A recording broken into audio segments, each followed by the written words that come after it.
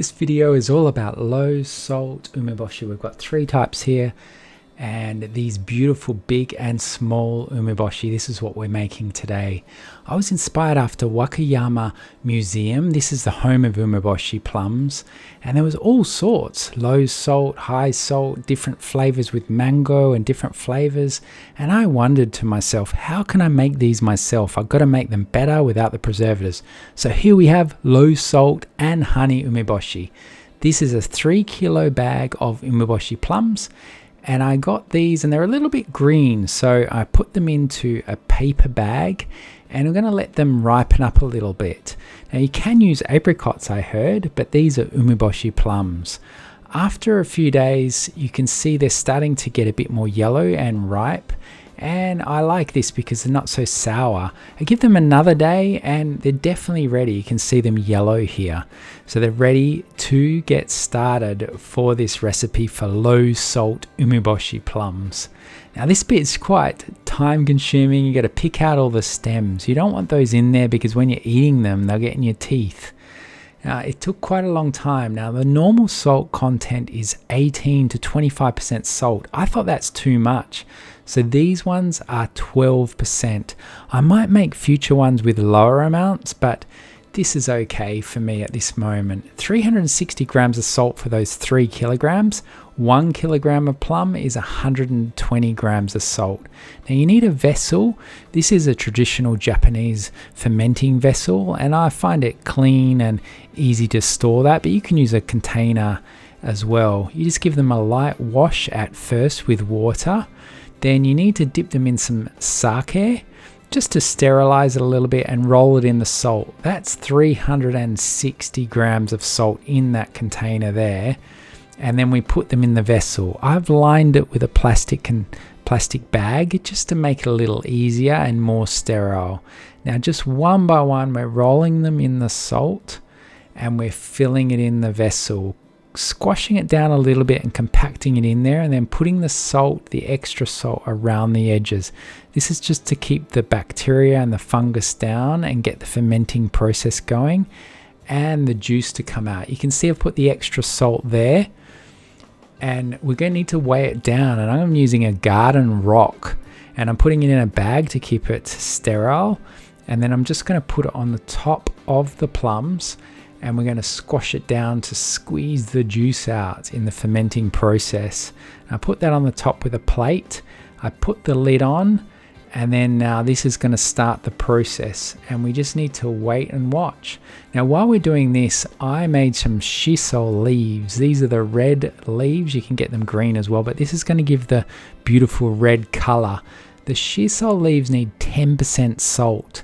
This 10% salt brings the liquid out and the color. Now looking here, the color is starting to come out just from adding the salt. It happens quite quickly and surprising. All this liquid, I didn't add any liquid, and the liquid is just coming out from the salt. Now this is going to give it the color. We're just going to check it. This is at week 3. Week 3, and I'm going to add the shiso leaves to start adding the color. Look at the beautiful juice coming out of there. Beautiful color. Those plums are going really well. There's no bacteria or mold. They're looking really good. This is going really well with that low salt. Now I open it up and I'm going to add those leaves. You can see the juice there, beautiful juice, and I'm adding the shiso leaves into there to make the color, and this is going to color the liquid and color the plums. You don't need to do that. I just wanted the extra color there to make it look nice, and it's got a slight shiso taste as well. It doesn't matter how much you use. I used, if I remember rightly, it was about a 300 gram bag of shiso leaves, but you could use more or less. But actually at the end of the process you can dry those, or you can cook with them, you can stuff things with it, or you can dry them and grind them up and use them for furikake seasoning in your rice. Now I just close that back up. You don't want to keep excess air going in there. And look at that juice there. There's a heap of juice there in that bag from those umeboshi plums. It's beautiful. It's going so well. Now you don't want extra bacteria and stuff, so just keep it sealed as much as possible. And then we're going to squash it down again with the plate and my garden stone as well, just to add some extra pressure there. We're almost done. We're at week 3, and we're just going to keep it for another couple of weeks. We check it out, see how it's going. Look at that color from the leaves. It looks like it's going well. This is the final product. This is beautiful, but we still need to dry it out. But that's definitely okay. There's nothing growing in there. It's looking good. It's going to taste even better. So what we need to do now is dry it in the sun for 3 consecutive days. So just lay it out on a tray. I use this oven tray. You can use bamboo or whatever you wish.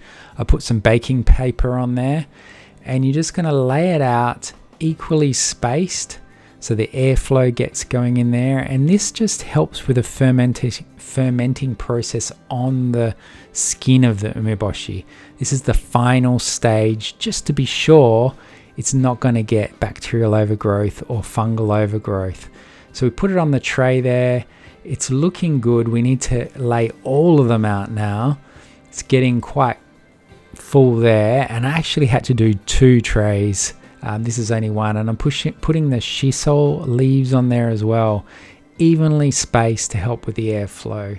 That's looking so good, and I'm just admiring it and thinking about eating these.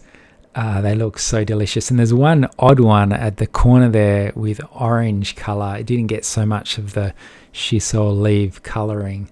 So we've got 3 days in the sun drying process, and then we return it to liquid, add the honey at this stage as sweet as you like, and refrigerate, and that's it.